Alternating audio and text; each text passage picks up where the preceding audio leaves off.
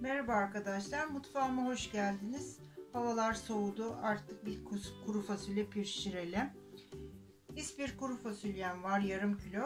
Akşamdan sütle ıslattım. Mümkün olduğu kadar bunu sütle ıslatmanızı tavsiye ediyorum. Şimdi ben bunu ılık sütle ıslattım geceden. Şimdi bunu yıkayacağım. Ocağa alacağım yemeğimi. Şurada çeyrek bardak, çay bardağı zeytinyağım var. Bir baş soğanım var. Bunların hepsini düdüklü tencerede pişireceğim ben. Önce bir şunu, soğanımızı soteleyelim. Karıştıralım. Şimdi bunun içine 1 yemek kaşığı biber salçası, 1 yemek kaşığı da domates salçam var.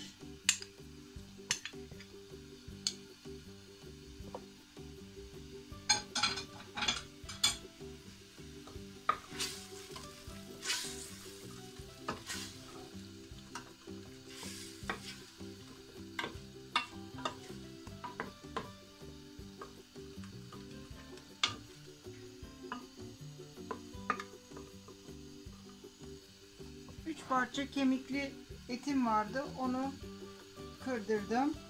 Şöyle onu da içine atalım.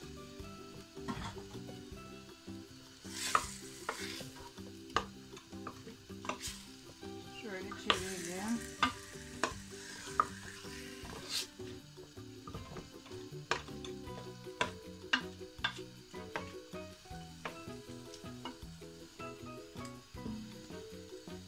Bizde bol salçalı seviliyor. Onun için salçasını biraz bol koydum. Biber salçamın yarısı acı, yarısı tatlı. Çocuklar yemez diye tatlı da koydum. Sıcak suyum var.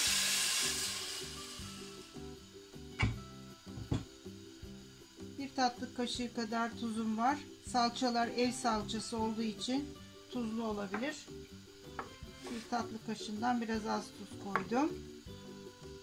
Şimdi ispir fasulyemi içine boşaltıyorum.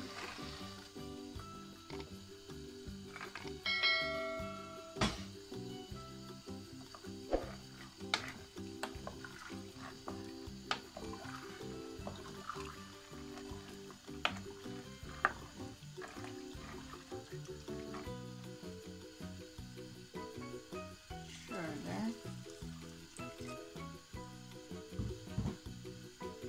Sonra ben bunu güvece alacağım. Bir müddet pişireceğim böyle. Sonra güveçte pişireceğim. Düdüklümün altını kapatıyorum. Isladıktan sonra 20 dakika sonra bakacağım. Pişmeye yakın indireceğim. Fasulyemiz 20 dakika sonra. Şimdi boşaltıyorum güveçimizi.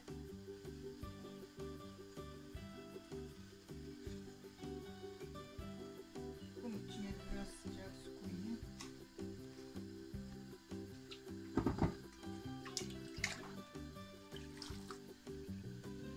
Mis gibi bir koku.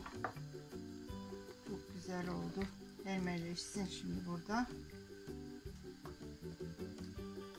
İsteyenler acı biber de kırmızı biber atabilir.